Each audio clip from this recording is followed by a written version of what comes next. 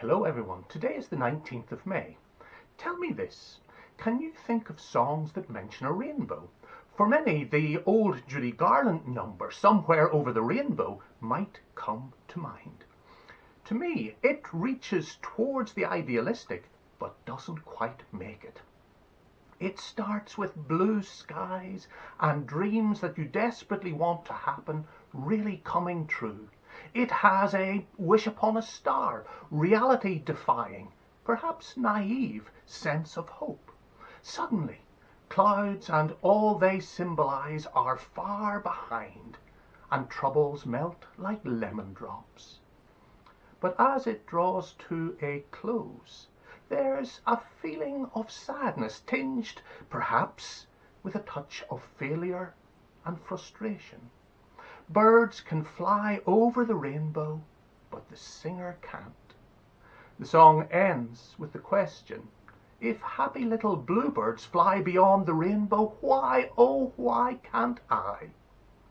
It's a question, poignant in its way, that captures the disappointment of hopes and dreams not coming to pass as we journey through life. I wonder, though, if there's another way to deal with disappointment, crushed dreams, and indeed the often harsh realities of life, a way that's less fluffily escapist, more earthily grounded. A famous hymn with a rainbow reference comes to mind. George Matheson wrote it after his life had been shaken to its very core.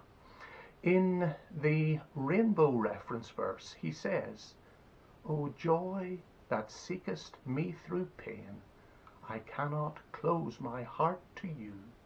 I trace the rainbow through the rain and feel the promise is not vain. I trace the rainbow through the rain." It's an attractive enough image of someone observing the rainbow's shape and colours in a contemplative way. You get the impression that the viewer is safe and warm, looking out at the scene.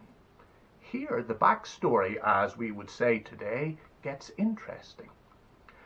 Matheson, you see, couldn't trace a rainbow, or anything else for that matter, through the rain at this stage of his life. He was blind. It was the rapid onset of blindness that undid his world, his hopes and dreams, his plans and expectations. He was studying to be a Church of Scotland minister, and suddenly, when he lost his sight, all that seemed insurmountably impossible. Then his fiancée gave up on him and called off their wedding. She said she just couldn't cope with a blind husband. Out of this turmoil and despair, he eventually wrote the well-loved hymn we know as "O Love That Will Not Let Me Go."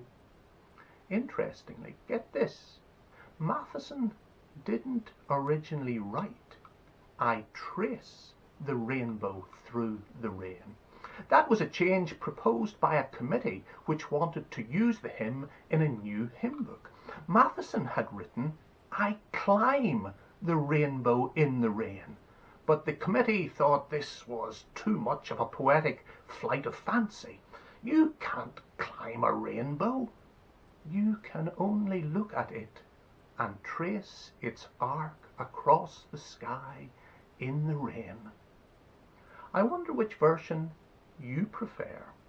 I trace the rainbow through the rain, or I climb the rainbow in the rain. I lean towards Matheson's original. It understands that there are times when we're in the rain and in the wind and in the storm, times when we're called to confront harsh realities in life, rather than sitting peering through the rain to trace the rainbow, hoping perhaps that we'll be transported over it, the clouds far behind and troubles melted away like lemon drops. Maybe Matheson lacked the confidence to argue the case for his preferred wording. He tried his hand at hymn writing before. Many hours of work had produced few words, and fewer still that he was satisfied with.